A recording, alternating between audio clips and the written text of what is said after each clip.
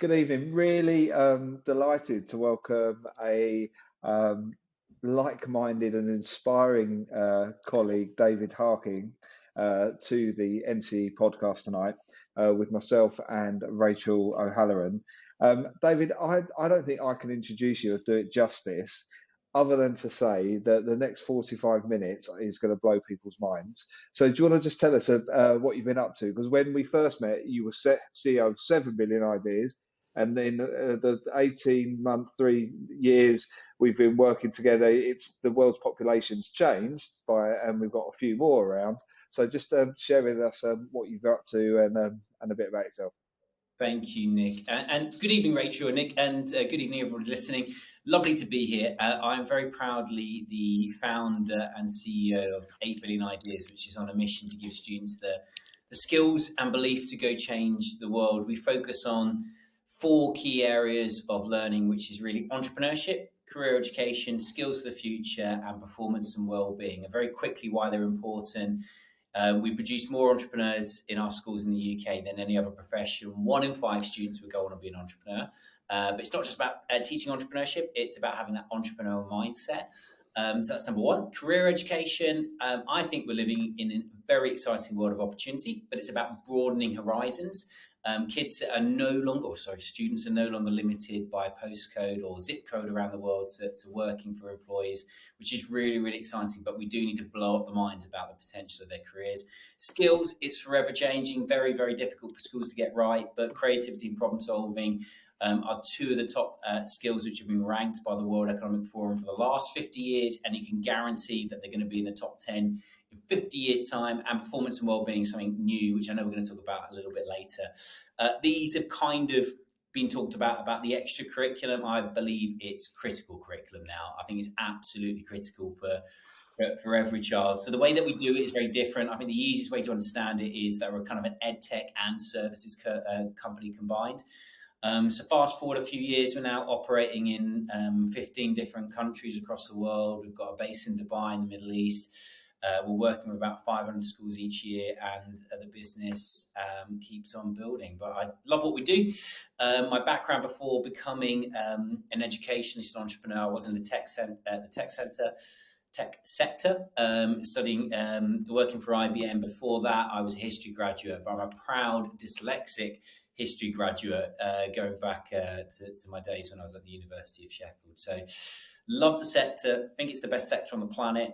It's brilliantly busy. There is so much going on, but there's so much we can put right as well if we actually just stop a little bit, pause a little bit, listen to each other, and we start appreciating not only the big ideas, but also the small and tiny ideas which we are rubbish at listening to in the world of education.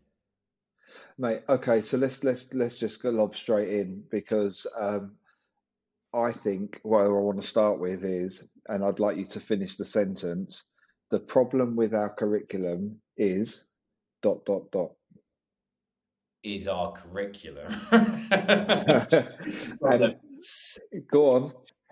Is look. I've gone on record a lot of saying we need an evolution, not a revolution, right? In the sector, there is a lot going on incredibly well, but we're also asking our schools to bring out like this magic wand every single day and just do everything. And kids need to have the knowledge, the skills. They need to be polite. They need to find their career. They need to be into a sport. They need to have experiences. And children are only at school for 15% of their waking hours. So we're asking far too much. But, when you come back to the curriculum, it's just impossible for anyone designing a curriculum, building a curriculum, to be at the cutting edge of what students actually need, because as soon as you ever do something, it's out of date. And that's why we're proudly curriculum agnostic. We work in British schools, IB schools, American schools, Chinese schools. We've looked at some of the best bits about them, and we've gone and just concentrated on actually what do the children need to and want to learn, and start from that, and then matching it against some of the curriculum requirements. So, yeah, the problem with the curriculum is the curriculum. So let's come on. Let's that's great, but let's dig into the particularly entrepreneurialism and skills, because I think we'll agree that we're teaching about knowledge, and we've got a knowledge agenda within education, and actually the rest of the world is telling us we've got skill shortage. How do we using your your work and ideas and beliefs make that entrepreneurial skills leap out of in a curriculum environment where it's about knowing things rather than being able to find out things and do things? Does that make sense? Yeah, look, I'm going to break it down to a couple of things because it's not just a curriculum problem, it's just the way we're setting our schools up. So, if you want children to be creative, that you sometimes you've got to give them a little bit of time, and our schools have a timetabled approach. So every lesson starts, and as soon as a child gets into a flow, the bell goes and the next lesson goes. So when we're trying to really get children to be really creative, you can't have that framework. You can't have the school bell keep on going all the time. When they're getting excited, they want to ask more questions. It's bang, next lesson, next lesson, next lesson. So it's not just the curriculum; it's the way the school's approach. I do think one way of tackling creativity as a topic is through entrepreneurship. Children are fascinated with how businesses operate, how money operates. Most people are. Most people out there are not. If they're not an entrepreneur, they're really interested in it. If not a entrepreneur, they want to become a business owner or start a business, but don't know the next step. And the challenge that we have is there's a hell of a lot of myths. And there's also programs like Dragon's Den, which don't help really portray what it's like to be an entrepreneur, what it is like to start a business. We have 5 million entrepreneurs in the UK, but we've probably got less than single-digit role models of people on TV, which are advertising the wrong type of entrepreneurship. I mean, I had a girl, Rachel and Nick, a few weeks ago asked me if she could be an entrepreneur because she was a girl. She was in year 8. She wasn't seeing enough. So I think entrepreneurship is a way that we can solve some of the creativity issues, some of the problem solving, but teaching entrepreneurship and understanding entrepreneurship isn't just about the outcome of trying to create more entrepreneurs, okay, at all. It's about helping students have a more entrepreneurial outlook, mindset, confidence to act on an idea. So we need to start that younger. It's not good enough just having young enterprise at 16, 17, 18 and think that's entrepreneurship. Coming up with an idea, developing an idea is just one part of what it's like to be an entrepreneur and run a business. So we've got to start 4, 5, 6-year-olds and really building up. And there's loads of things we can do in that space. But I will pick you up on this whole skill shortage, right? Because it's doing my head in at the moment. Because when I meet a lot of teenagers across the United Kingdom, across the planet, every child I've ever met has an amazing imagination. This generation's incredible. This generation's more resourceful than any generation that has gone on in history. They can find out information quickly. Now, there's a lot of challenges in this generation, but there's a lot of challenges in our generation, right? And generations which have gone by as well. I think we don't have a skills problem. I think we have an intergenerational misunderstanding because we've got children going into the workforce who are literally trying to work with 3 types of people, okay? You've got people out there working today who used to live before Steve Jobs, with the rise of Steve Jobs and after Steve Jobs. And the reason I say that is because these 3 types of people are trying to get on, and all these 3 types of people have different relationships with tech. So you've got people in the workforce which went to school with no computer. People went to the workforce who saw the rise of tech and social media. And we've got this generation coming out where everything is constantly pinging at them, like mobile phones, iPads, laptops, whatever it might be. And somehow, and then you chuck in the Amazon generation where you order something and it's delivered on the same day, that kind of mindset has got to work together, a 21-year-old, a 40-year-old, and a 55-year-old. And there's a complete lack of appreciation of how everybody's grown up. I think if we focus a little bit more on intergenerational understanding, what different generations have faced, you could get the best out of each other a little bit more. So I don't think there's a skills gap as much. I think there's just a lack of understanding of how we've all grown up. Brilliant. I'm just wondering. I completely agree with that, David. And all the skills that we value. So the skills that different generations value are not the same, are they? So my generation, who unfortunately in your list was the first lot, we probably don't recognise those skills around tech and how important they are to people coming into the workplace. But I just wanted to take you back to your idea about evolution, not revolution. The idea of teaching entrepreneurial skills, I think, is fairly revolutionary. because what someone would say in the current curriculum is, oh, so what are we replacing, what are we taking out to have space for that? What is the thing we're going to give up so that we can have space for that? And who's going to teach it? Because I actually worked in an academy which was entrepreneurial values sat at the heart of everything that it did. And it was hard work trying to fit that into the curriculum, and we ended up having entrepreneurial days, and it was effective to a certain extent, but the ability of teachers to actually deliver that, so varied. So I think I would say it's revolutionary as an idea, to be honest, rather than evolutionary in what you're proposing. Two things there. So from I'm very proud that we're cross sector. So we work with across the entire sector with our colleges, our grammar schools, academies, independent schools, international schools, 4 to 18-year-old, and you end up seeing quite a lot over the time. The thing that I've learned is most schools are doing something when it comes to the topic of entrepreneurship, but very few are strategic. They are chucking the Dragon's Day Den at year 8 or whatever it might be, and it's good intention, but it's not enough. Like it genuinely does have to be built into the DNA of a school, not into just the timetable. And the second thing is, like, time is the biggest challenge, right? Time and budget are the two biggest constant, because we're asking too much of our schools. But surely, if creativity and problem solving are at the heart of the key skills that we require, then one of the biggest things that you can do is really put enterprise entrepreneurship at the heart of every single school, or indeed creativity at the heart of every single lesson. So we've got to strip back. Like, a lot of the things that we're doing in our curriculum, in our education, is not helpful. Now, I'm still a big believer in the examination system. I'm still a big believer that we've got to drive knowledge, because you need that balance. As an entrepreneur, you've still got to have that grounding, that understanding, that academic background in different core areas. But we've got to cut back and also open up a little bit more and show how creative children are. For example, I'd much rather my boys leave school with, yes, some GCSEs or an A-level, but I'd love to know, can I see your invention portfolio? What is your passion projects that you've been working on? Have a much more rounded view of a child by the time that they leave education. It's remarkable that if you ask, every 18-year-old in the country today, can you please tell me what you're passionate about?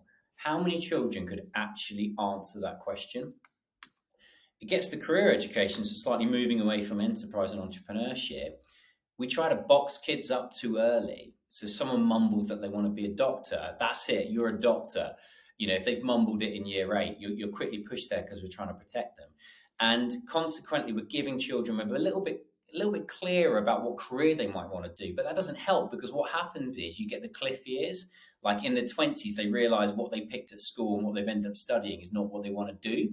And they've got nothing to lean on because they don't actually know what makes them tick. If you know a little bit more about what you're passionate about when you leave school, that is a much more better toolkit for your career decisions throughout the rest of your life. So, Rachel, the answer is, it might be revolutionary in terms of teaching entrepreneurship, but in general, the sector is doing some really good stuff. We're quite a doomy and gloomy industry in itself. There's pockets of things which we do need to kind of accelerate to get to the forefront of it. And I do believe entrepreneurship is a way of teaching a lot of things in a really good way. A lot of subjects can benefit from it as well, if we can carve out the time, but we won't carve out the time if we keep doing stuff which is irrelevant for a child's future. Okay, that's brilliant. And what I'm conscious of is that we don't get down the rabbit hole of the accountability system, because I know through talking to our learners and the work that we've done with over 3,500 apprentices over the last 5 years, that the accountability system is ultimately what strangles the opportunity for creativity. And I think actually that we'll just, if we end up there around qualifications, progress, A levels, and all of the other measures, we're not going to get into the richness of what where I think we can really shine a light. Because I think I was reflecting, so every so often somebody puts on Twitter there, do you remember your national record of achievement holder? and I was of that vintage where we had those, that brown foldery thing that you spend more time putting your certificates in. But it was something that you're really proud of. But it did capture a breadth of what you were interested in. So mine was very much Sport Billy and whatever else. And I think one of the things you hit on the head is we're very quick to want to have solutions in education for young people, because that's what we believe as teachers, and when we care, that we want to do.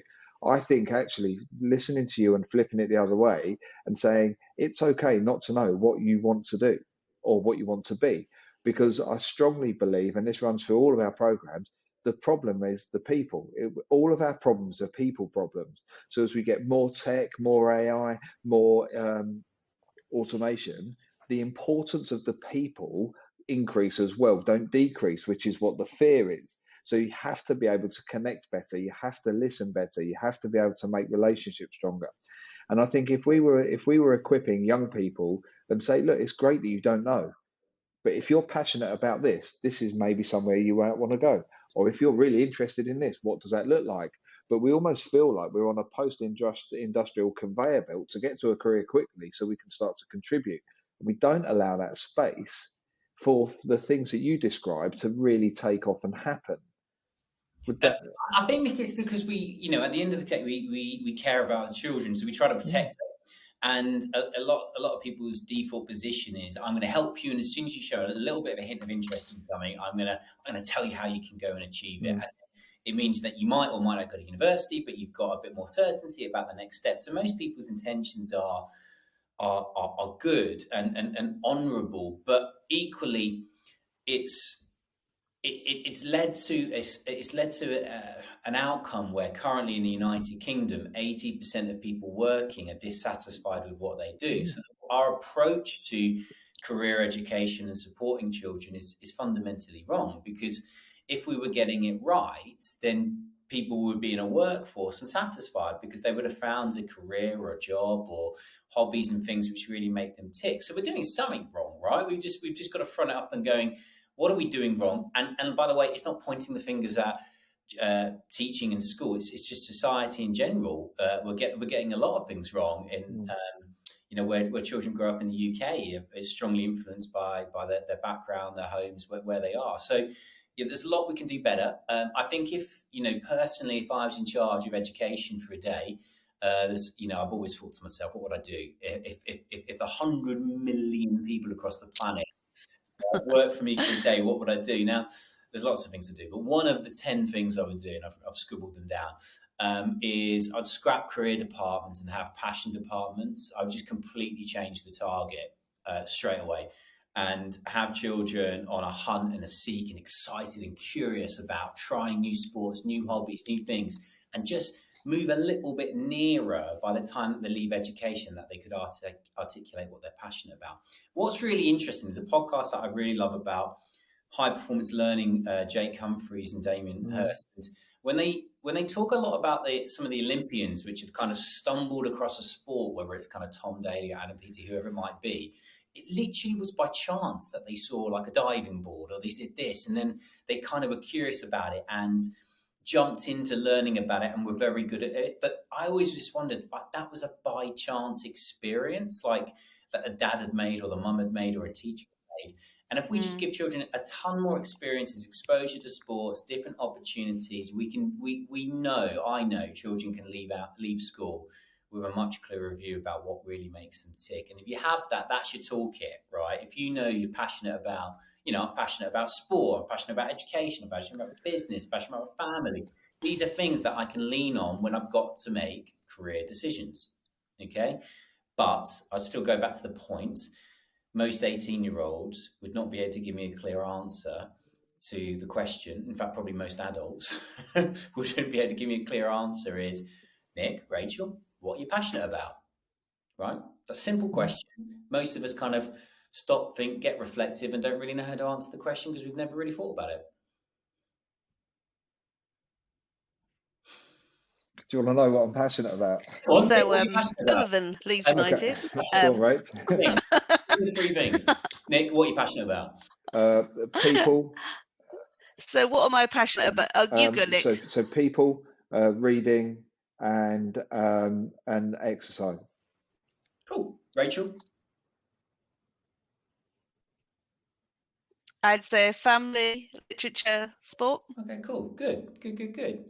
It's there, but can you imagine asking the same question to our 18-year-olds, right? And they don't know. And another thing is, it's a little bit like career education, where you think you have to be focused. People think you can only be passionate about one thing. And that's it. I'm passionate about football, and that's it. You can be passionate about multiple things. I think it comes down to exposure and experiences and giving children more access to stuff. And you go back to one of the questions, Rachel, about entrepreneurship. So how do you teach that? Not a lot of people are going to be, not a lot of people are going to be comfortable about it. It's really difficult to teach, and I know one of the questions are there in the channel.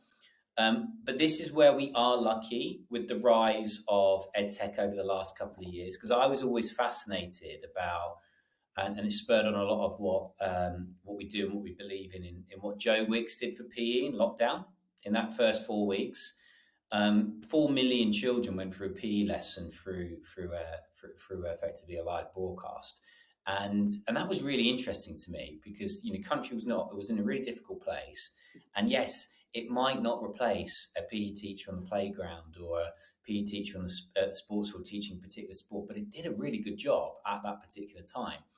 And it kind of sparked off a lot of interest for me in saying, hang on, we've got teachers across the world really struggling to teach elements of entrepreneurship, career education. Maybe there's something in the use of the screen in the classroom post the pandemic, and that got us really thinking. So I think if we really think a bit differently in the years ahead, we can teach things which have been really challenging in the past, but we are going to have to use tech to help make it happen. And I think I'm in it for the revolution or the evolution. This idea of passion, I think, is a really great idea. But how do we engage? You said obviously teachers and schools can't do all of this. We have to look further than that, whether that's tech. But how do we engage society and communities in saying, help us to do this? Where's the skill that we can go and garnish to be able to support teachers, schools, children in this evolution? Well, look, I think we're asking enough of our teachers right now. I think what we want is our teachers to be more focused than ever. What we've got to stop asking our teachers to keep waving the magic wand for any new skill or topic which needs to come in. It's not fair. It's difficult. You can't just pick up a manual and learn about entrepreneurship and just go, right, I'm going to start teaching the fundamentals of it. The truth is, entrepreneurship is incredibly hard to teach, because you've got to have the experience there. You've got to learn about, it's not a straightforward line. But what we can do is use tech in the classroom a bit differently, I think. And where people have become very comfortable with the use of streaming and Zooming, and et cetera, that has a place. So we've got schools now which use 8Bill, and children are going into school on a Thursday morning, and they're sitting in history, 8 billion ideas in chemistry. The history lesson is a live lesson. They're going to our 8 billion ideas lesson, and it's being streamed, but the teacher's in the room. We're taking care of the content, the activity, the modules, the approach. They're leaving the room and they're going into chemistry. Okay, now if I said that 5 years ago, everybody would have laughed. Now it's like, okay, we kind of see it. It could work. But it means that high quality facilitator and teacher of a particular topic can be effectively broadcast into multiple classrooms in a day. And they don't have to travel in, right? Because you've got tens of thousands of schools in the United Kingdom. So to me, I believe the future, one of the ways we can relieve a lot of the pressure on teachers, reduce teacher workload, and increase the experiences is by using the webcam incredibly well in our classrooms. So we don't have to go into the same mindset that if we want to teach entrepreneurship, we have to employ an entrepreneurship teacher. No, you don't. So you have to have a partner which can do it and potentially use the camera, and that's what we do. And it wasn't just Joe Wicks, but it was really interesting when we were 7Bill. So pre-pandemic, we were effectively just a services company running a small handful of courses in schools, and we could see the demand was there. But when the pandemic hit, my team were hit. We effectively, everything stopped. All business fell off a cliff. It was an absolute shocker. It was a nightmare. And one thing I was looking for was, how do I inspire my team? in this throughout this period. So I went through my phone book and I thought I'm going to ask my friends who are doing anything inspirational to come on and talk.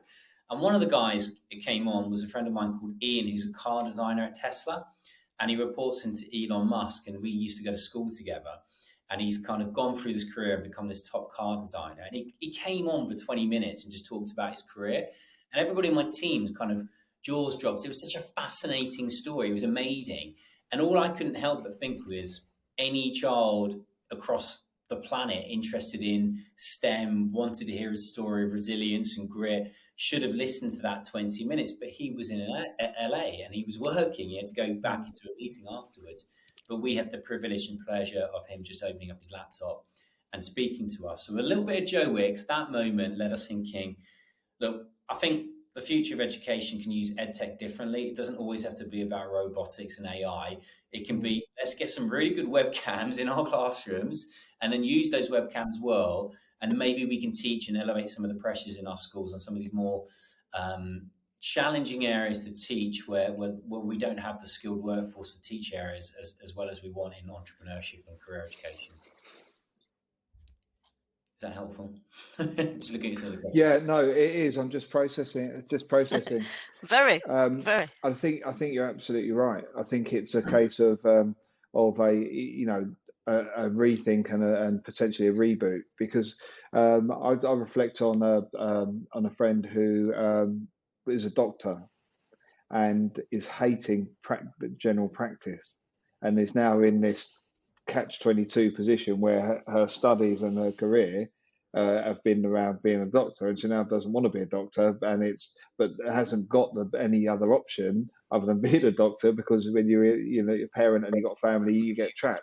So I think it's I think the depth and range of experiences and finding that passion and having a number of things that we're really good at and shining a light on that is really, really significant and important, but also capturing some of that bravery that you talk about with the entrepreneurial space. It is a brave space to be. It's creative, it's being bold, it's following an idea until it doesn't work and then thinking again and building that resilience. So I think there's scoping and absolutely in the curriculum for rethinking different approaches. I think you're absolutely right about tech. It can be a friend. And I was gutted. I could have been Joe Wicks because I was at St Mary's, but a few years earlier. But things are meant to be, aren't they? And you talk about the medics, because I'm doing a talk for British School Middle East next week, and I was just talking about this topic around passion departments. Yeah. And I've been really fascinated about the cliff years, Nick, about how people start jobs and quickly revert. And teaching is obviously a challenge. You've got 20,000 people leaving the profession. In the first year, it was just shocking, and there's different reasons for that. But in medicine, actually, you've got 40% of junior doctors. They're going through the hard work of getting that medicine degree, and they're leaving after a year. And it's often because they've been boxed up early when they've mumbled that they're interested in medicine and becoming a doctor. Yeah. Start the pathway, and they're like, "Why am I a doctor?" It's at university. The big four accountancy firms flood the marketing. PwC, Deloitte, Ernst & Young and co. They kind of flood the marketing at university. So all these graduates are looking and going, well, they must be a good company to work for. You get tens of thousands of people becoming accountants, and they have absolutely no idea what they're doing. It's and the cliff years are a problem, because once you've gone down a path, you don't have the safety net of school or teachers or an ecosystem around to help you, and then you are left alone in your mid-20s to work out what you're going to do for the next chapter in your career. Right, listen, slight change of tact, okay? I'm really interested to know what you've been doing with probably one of the most famous PE teachers ever, and in that space. So can you just shine a light on what you've been doing with Sir Clive Woodward? Because I think, as an educator, he's going to be, got a great point of reference for the challenges that we face in the sector. And I'm just intrigued by your latest reach out. Yeah, so Clive is a qualified teacher. He's a qualified teacher, but not a qualified rugby coach, which I learned when I first met him. So if you're unaware, for those listening, Sir Clive is the England rugby coach, which won the World Cup in 2003. But he went on and actually probably more impressively, was the director of sport and performance for three Olympic Games for Team GB. And about 15 months ago, I was talking to a teacher we've been working with who was advising a ski academy in France, and which was helping young athletes who've got this real big ambition to be in the Winter Olympics, and said, look, you should talk to them. They're trying to help the children be a bit more innovative and a bit more entrepreneurial. Anyway, one conversation led to another, and Sir Clive Wood was the director of performance now for them. So he's in the world of skiing. And they said, do you want to meet Sir Clive? I think you'd really get on well with him. And I was like, look, he's an absolute hero of mine. I'd love to meet Sir Clive. So I assumed it would be a virtual meeting, and then found out 2 days later it was going to be, no, coming to meet you straight into the office, because he was really interested about what we were up to. When I met him, I realised that there had been this underlying frustration that he'd had for a number of years as an ex-teacher, but also because he'd been chipping away at the education sector, because he had this big belief that the whole topic of performance and well-being, we were kind of trying to hit the wrong target a little bit, and we were talking about maybe some of the wrong topics. And he literally just said to me, he said, look, children who are in these sporting academies and trying to be the elite, they're learning about, yes, their sport and they're being coached. But he said the real difference is what they're being taught in the performance strategy. So sleep, nutrition, digital dexterity, all these things which actually allow someone to really perform at their best when they're talented at what they do. And he just said, do you think this is relevant in the sector? Do you think children who have ambitions, in different ways, not just sport, could really benefit from the learning about these type of topics? And my answer was, yeah, of course they could do. If a child has better understanding of brain fitness or goal setting or whatever it might be, it's going to put them in good stead. So what we did about a year ago is we went on this journey of unpicking what Sir Clive, the experts in Apex and the experts that they work with, really meant by performance. And they kind of boiled it down to a number of different areas, and we created a program called Perform Better to take to students to really concentrate about how can you take control of these things outside of the thing that you're passionate about, which have a direct impact on performance. And so we launched a program called Perform Better. When we launched it, schools actually turned around and said, look, you've created a performance and a well-being program at the same time. If you take care of all these things, it's also going to have a direct impact on a child's well-being. So we launched that last summer, had a phenomenal uptake. Students took part in the summer course and program. And then what we've done now is we've built out on the program, and in September it's going to be launching from year 4. So not just our kind of key stage 4 and key stage 5. The feedback was, we love what you're doing in this space. Can it start as young as possible? So we've been working closely together to design a framework and program around performance and well-being, but starting from 7-year-olds up. We will go down to the 4-year-olds with just one step at a time. So it's been a great collaboration. Incredibly curious, innovative, creative man, and what's been great is working with him and his extended team on some of these areas that I've personally been fascinated with all my life, because I watched what they did in that decade. Yeah, it's been great to now take that to students, and we're really looking forward to seeing the uptake in the years ahead. I think that's such a fantastic thing to be doing. One of our listeners has put wellbeing is so important for students, especially in the post-pandemic world. When I was watching your TED Talk, David, and you talked about marginal gains, how does that play into this work that you're doing? Because that was something that really sparked my interest about seeing those small changes, big difference kind of stuff. Yeah, what was interesting was it went it's brilliant to now collaborate with Sir Clive, but actually genuinely growing up, I was always fascinated with the approach of marginal gains in sport, because it really kind of kicked on 20 years ago. And Sir Clive was before David Brailsford, where he employed his eye coach. So the England team had an eye coach to improve their peripheral vision. Yeah. And that really unlocked a couple of decades of fascination for me about where do you get in fact, I launched a book called The Ripple Effect about, surprisingly small changes in mindset can make big things happen.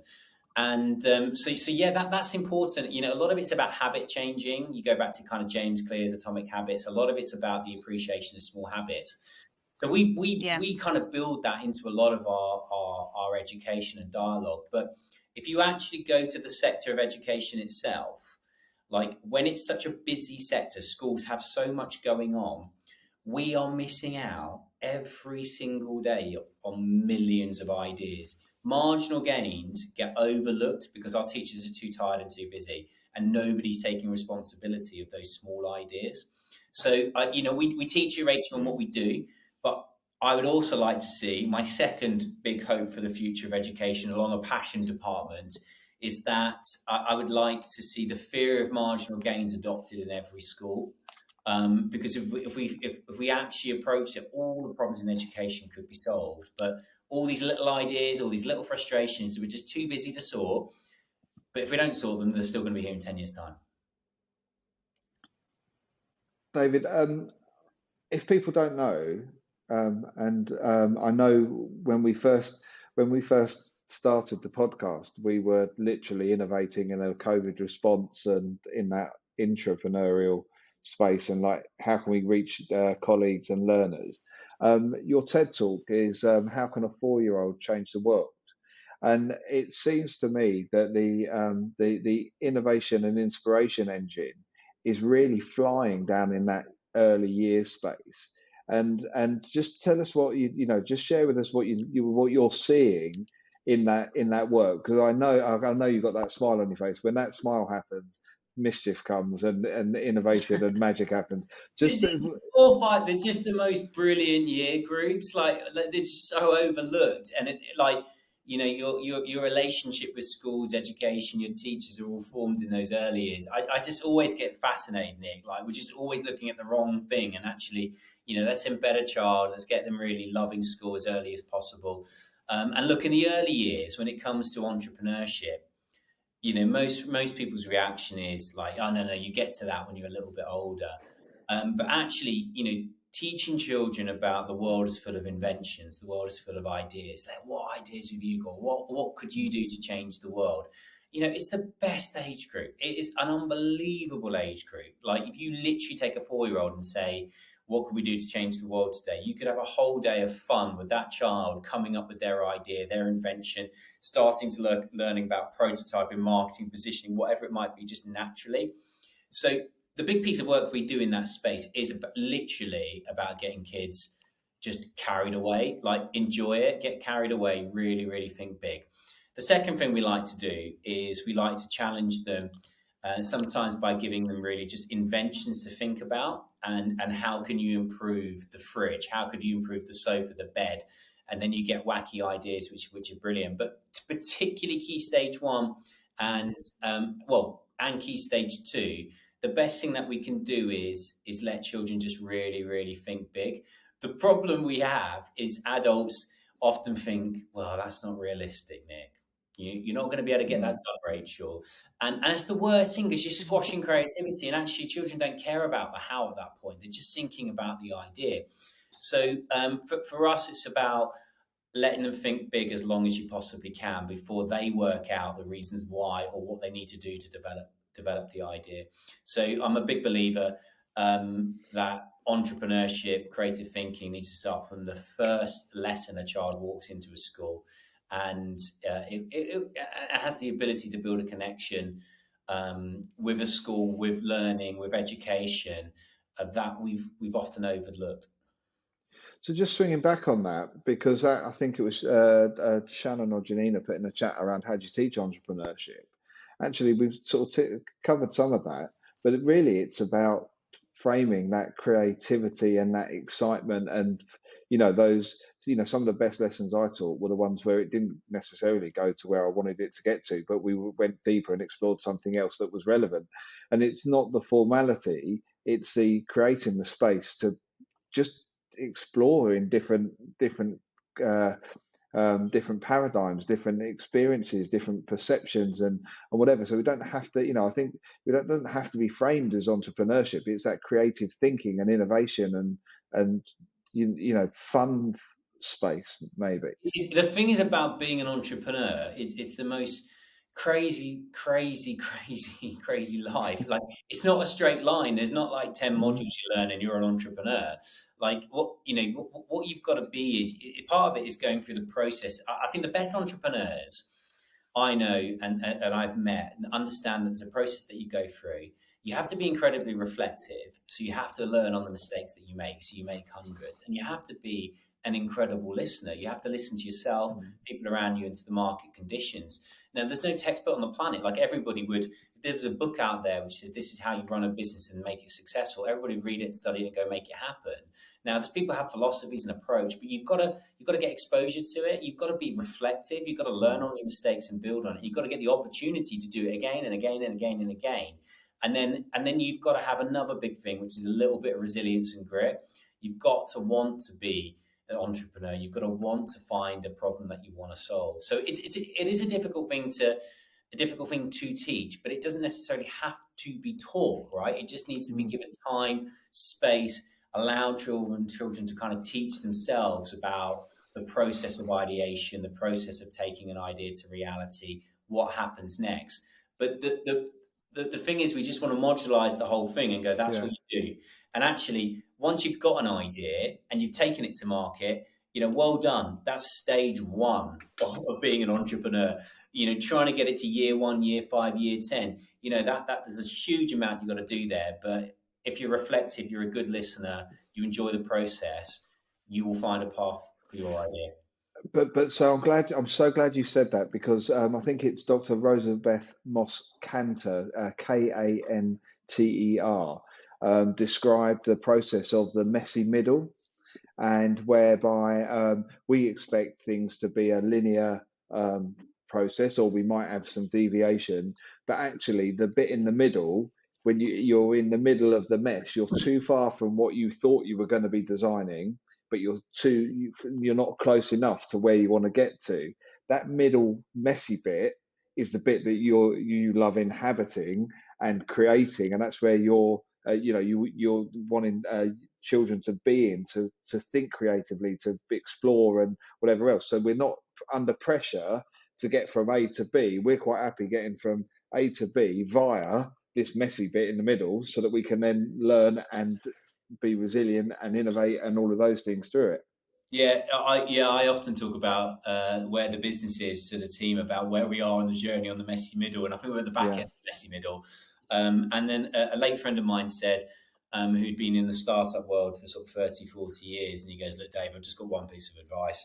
So the problem with startups, and the startups which fail, is they forget that they actually have to start, and they're always trying to work for perfection, or they're always doing too much competitive analysis. The amount of children which I speak to and go, how much research did you do? And I said, look, I honestly do not care about competition.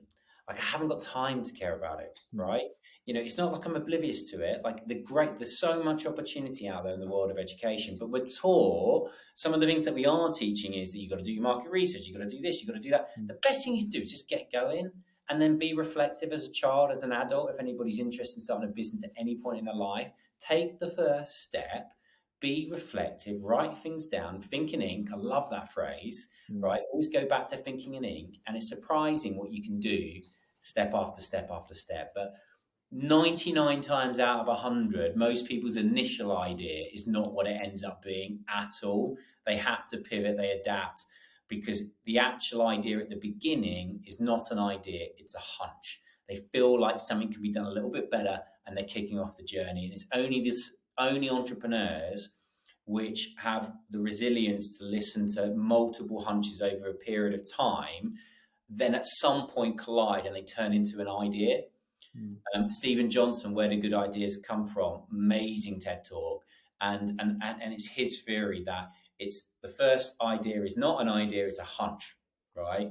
And what we've got to do is let our children, early years, middle years, whatever year group it might be, allow them to explore those hunches. Don't tell children why their ideas are going to fail. Let them work it out, okay? It's going to put them in good stead when they're 25, 35, 45, whatever age, and they want to start a business. Brilliant. David, when you talk, I just get such a sense of passion from you, and that you were really prepared to take that leap of faith and had that belief. But I think in education, we tend to be conservative with a small c. And it's not that we're not brave or aspirational for our children or want them to have the best experience, but we have mainly kind of school leaders on our programs and on the call. What advice would you give them about making a change? Maybe that marginal gain, that small change where they could start to create the space where they're not teaching entrepreneurship, but they're spending time allowing children to think and create. Yeah, look, it's when I started, I needed like I was in the corporate space. For me, I was working IBM. I was on the director's path. I was in a good place. Like I'd worked hard to get into that. I was enjoying what I was doing, but there was an element of I was feeling corporate claustrophobic. I was looking around and going, I want to make my mark on this planet. I want to feel like I've contributed. I want to make the place a better place than I found it, and I'm not doing it here. So I had to make a big change myself personally when I was in my 20s. And my conversation was with, I did not need the permission of my parents at all. I didn't need it, but for some reason I felt like I needed it. So I sat down with my dad and said, look, I'm going to do this. I'm going to, I know I've got this safe corporate salary. I know it's going to be okay, but I'm going to go start this business in education. And my dad's really is conservative, and, he isn't a big risk taker. And he kind of paused for a second and he sort of said, I guess, David, it's a bit like a real life MBA. He said, you're going to go do it. And he said, you're going to learn a lot quickly, but make sure you kind of put a cap on it, right? So don't be reckless, but do be fearless. And I remember him saying that to me, and I thought, that's amazing. He said, if you're going to do it, commit, go be fearless, go give it a shot, see how far you can take it. But he said, like, promise me after a period of time, if it isn't working, don't be so stubborn that you put yourself down a path that you can't reverse. And I guess the same message is to anybody with any type of idea, whether it's starting a business, doing something big in a school, trying something out new in the classroom, commit to it, give it a go. Nobody, it's only going to be you're going to be letting down if you don't do it, right? And it's exciting, right? And I know it can be difficult at times, but honestly, it's a habit you build into yourself, and then you become more prouder and prouder of taking those little risks. It doesn't always have to be the big risk of risking your house or the mortgage. You can take these risks every single day, and at the end of the day, somebody's got to do it.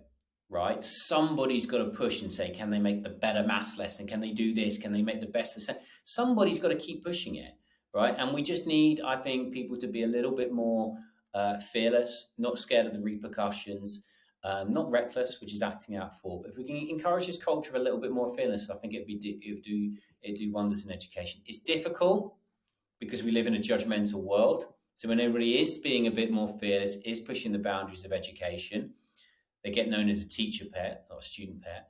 And so that's got to stop. But you know what? I wouldn't care about everybody else. I'd concentrate on myself. And if it's the right thing for you and the students, and it's going to push the school forward, give it a go. You'll enjoy it, you'll learn. If it doesn't work, who cares? Give something else a go. Brilliant.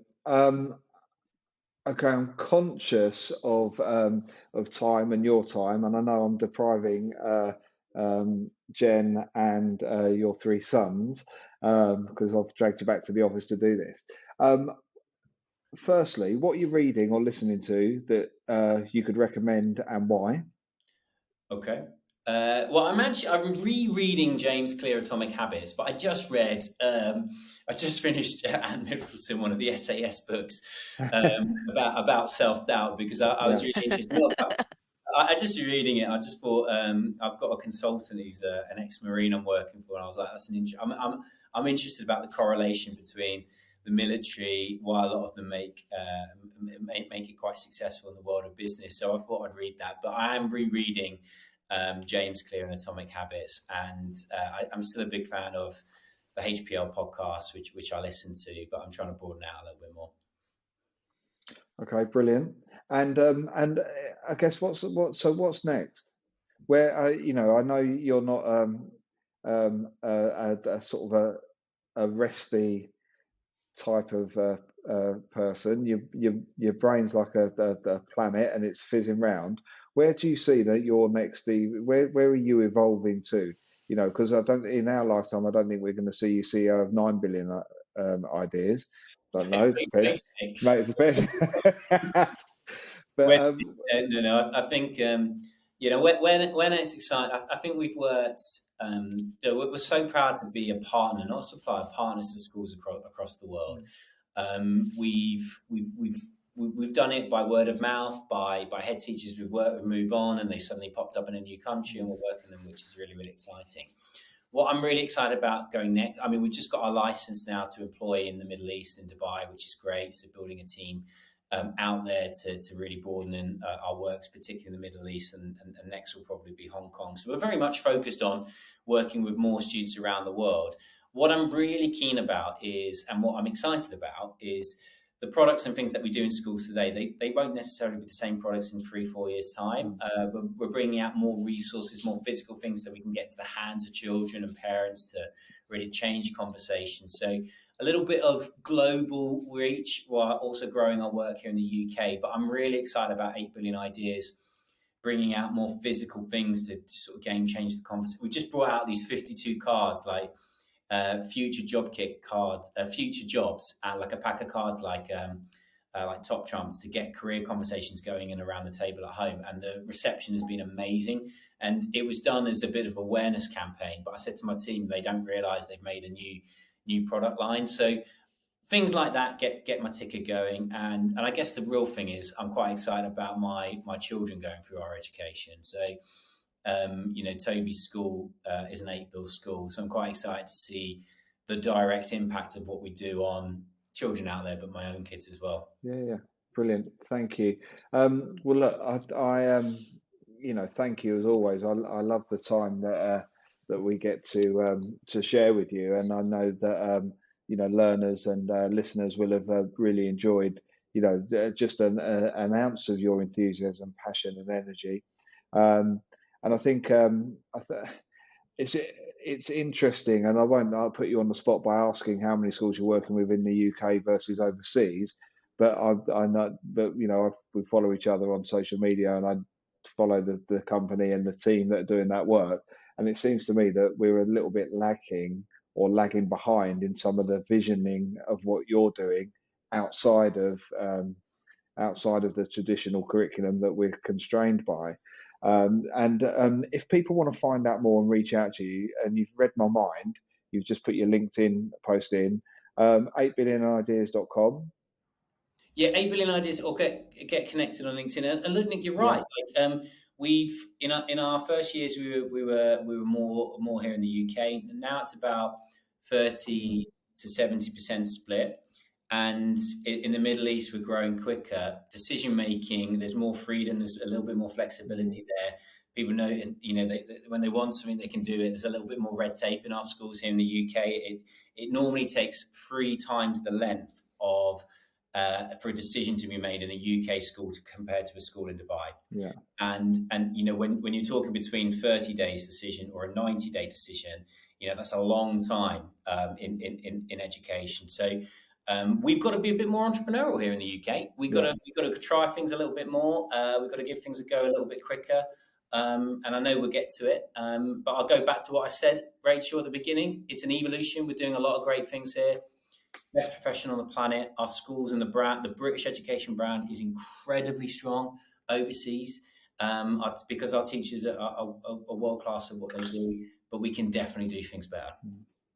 Brilliant. Well, look, mate, thank you so much for your time. Colleagues, please do reach out to David. He's prolific on social media, particularly when he's hanging around airports, spreading the message around the world. So you'll find him tweeting and whatnot there. But thank you for your time, everybody. Rachel, as always, thank you. And if you want to find out more, you know where to go. So have a good evening, and those of you on the half term, enjoy the last couple of days, because it's back to school on Monday. Take care. Thank you, everybody.